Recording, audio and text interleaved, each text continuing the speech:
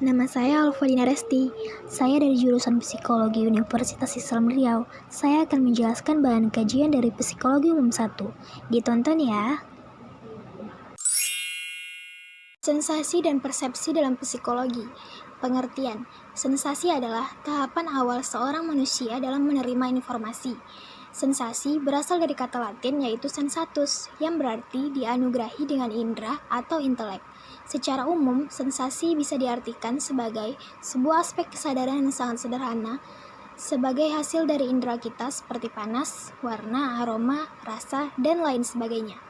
Menurut Benjamin B. Woolman, sensasi adalah pengalaman elementer yang segera, tidak membutuhkan penguraian verbal, simbolis, ataupun konseptual, dan sangat berhubungan dengan aktivitas panca indera.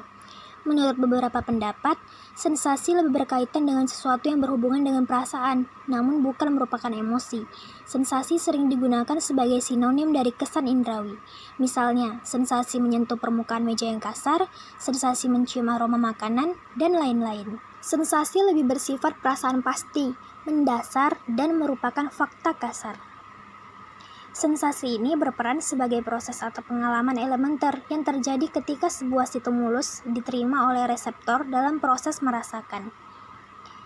Jenis-jenis sensasi. Yang pertama ada sensasi penglihatan, yang kedua sensasi pendengaran, ketiga sensasi peraba, keempat sensasi pengecap, dan kelima sensasi penciuman. Sensasi penglihatan, yaitu mata. Mata adalah salah satu instrumen penerima informasi paling mendasar dan awal serta menghubungkan manusia dengan dunia di luarnya. Salah satu alat indera kita adalah mata yang menerima stimulus berupa cahaya. Melalui penglihatan seorang manusia bisa mendapatkan sensasi melihat keindahan pemandangan di sekitarnya, atau sebaliknya, melihat keburukan-keburukan di lingkungannya. Sensasi pendengaran.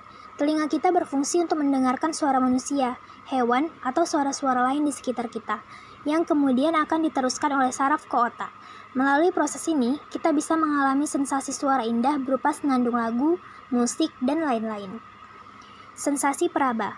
Kulit merupakan indera manusia yang terluas dan paling luar. Selain melindungi organ dalam tubuh dari lingkungan luar, kulit juga berfungsi sebagai indera peraba loh.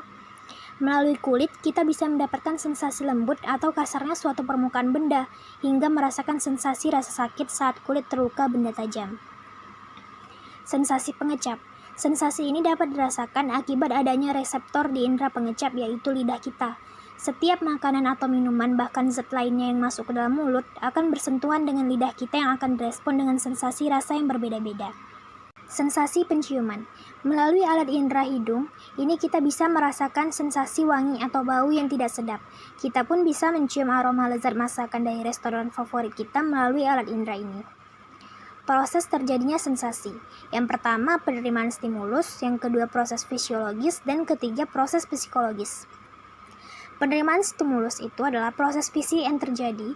Di proses ini, stimulus akan diterima oleh alat indera yang bertugas, misalnya stimulus berupa suara akan diterima oleh telinga, stimulus berupa suhu dingin diterima oleh kulit, dan seterusnya. Proses fisiologis adalah di mana stimulus yang diterima oleh panca indera akan diterima oleh saraf sensoris dan dilanjutkan ke otak. Proses psikologis yaitu berlangsungnya pemrosesan stimulus di otak yang membuat individu tersebut bisa menyadari apa yang diterima oleh panca inderanya. Faktor-faktor yang mempengaruhi proses sensasi. Yang pertama ada faktor eksternal, jarak stimulus ke alat indera, lama terjadinya stimulus, dan lain-lain. Faktor eksternal ini biasanya mempengaruhi signifikansi stimulus untuk diterima oleh saraf dan otak, serta apakah sensasi yang dirasakan menjadi kuat atau tidak. Yang kedua, faktor internal, yaitu kondisi alat indera yang menerima stimulus apakah dalam keadaan baik atau tidak. Faktor internal ini lebih pada fungsi alat indera manusia itu sendiri, maka bagi beberapa orang yang mengalami kekurangan kondisi fisiknya, bisa juga mengalami gangguan pada sensasi yang dirasakan. Persepsi, pengertian. Secara etimologi, persepsi berasal dari bahasa Latin perceptio, yang artinya menerima atau mengambil. Persepsi juga memiliki artian yang sempit, adalah penglihatan, bagaimana cara seseorang melihat sesuatu. Dan dalam artian luas adalah pandangan atau pengertian, yaitu bagaimana seseorang memandang atau mengartikan sesuatu. Adapun proses dari persepsi itu sendiri adalah yang telah ada di dalam otak. Faktor yang mempengaruhi persepsi. Yang pertama, faktor internal. Yang mempengaruhi persepsi yaitu faktor-faktor yang terdapat dalam diri sendiri atau individu yang mencakup beberapa hal. Ada fisiologis, yaitu informasi yang masuk melalui indera. Kapasitas indera untuk mempersepsi pada setiap orang berbeda-beda, sehingga interpretasi terhadap lingkungan juga dapat berbeda. Yang kedua, perhatian. Individu memerlukan sejumlah energi yang dikeluarkan untuk memfokuskan pada bentuk fisik dan fasilitas mental yang ada pada suatu objek. Misalnya minat dan kebutuhan searah. Pengalaman dan ingatan. Pengalaman bergantung pada ingatan seseorang dalam artian sejauh mana seseorang mampu mengingat kejadian-kejadian masa lampau. Faktor eksternal yang mempengaruhi persepsi merupakan karakteristik dari lingkungan dan objek-objek yang terlibat di dalamnya. Elemen-elemen tersebut dapat mengubah sudut pandang seseorang merasakannya atau menerimanya. Faktor-faktor yang mempengaruhi persepsi. Yang pertama, ukuran dan penempatan dari objek atau stimulus. Faktor ini menyatakan bahwa semakin besarnya hubungan suatu objek, maka semakin mudah untuk dipahami.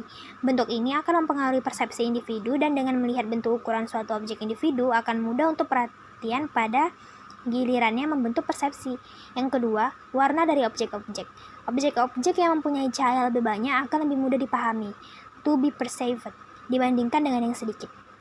Yang ketiga, motion atau gerakan. Individu akan banyak memberikan perhatian terhadap objek yang memberikan gerakan dalam jangkauan pandangan dibandingkan objek yang diam.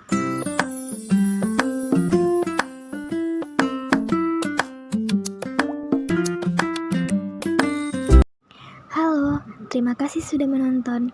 Jangan lupa di like ya.